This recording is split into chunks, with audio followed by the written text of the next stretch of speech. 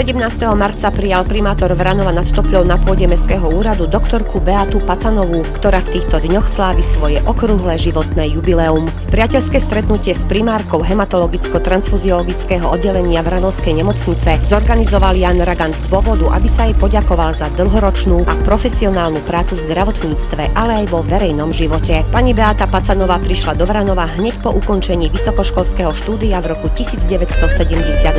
Ako mladá lekárka nastúpila na interné oddelenie vtedajšej nemocnice s poliklinikou na Kopci. Po svojej prvej atestácii z interny začala pracovať na hematologickom oddelení, ktorému dodnes ostala verná. Ako jeho primárka založila v roku 1987 transfuziologické oddelenie bez odberovej časti, pozostávajúce z ambulancie a krvnej banky. O 2 roky neskôr, a to v novembri 1989, teda v čase nežnej revolúcie, pribudla na oddelení aj odberová časť. V tejto komplexnej podobe funguje hematologicko-transfuziologické oddelenie dodnes a je považované za jedno z najlepších v rámci Slovenskej republiky z pohľadu odberov krvi, liečby či diagnostiky, na čo je patrične hrdá. Od roku 2003 do roku 2012 bola pani Beata Pacanová primárkou nielen na hematológii, ale aj na biochémii, ktorá však v roku 2012 bola zrušená. V roku 2000 sa dokonca stala riaditeľkou Vranovskej nemocnice s poliklinikou. Počas svojho trojročného riaditeľovania stihla vo Vranove zriadiť rýchlu zdravotnú pomoc, taktiež patologické oddelenie, lôžkové oddelenie na rehabilitácii a obnoviť vtedy pozastavenú rekonštrukciu chirurgického pavilónu a úspešne v nej pokračovať. Od roku 1998 do roku 2002 bola aj poslankyňou Mestského zastupiteľstva vo Vranove. V závere stretnutia poprial primátor mesta pani primárke Pacanovej veľa zdravia, síl a entuziazmu, aby aj naďalej mohla vykonávať svoju prácu, ktorá je zároveň poslaním tak ako doteraz, s maximálnym nasadením profesionála a ľudským prístupom k pacientom.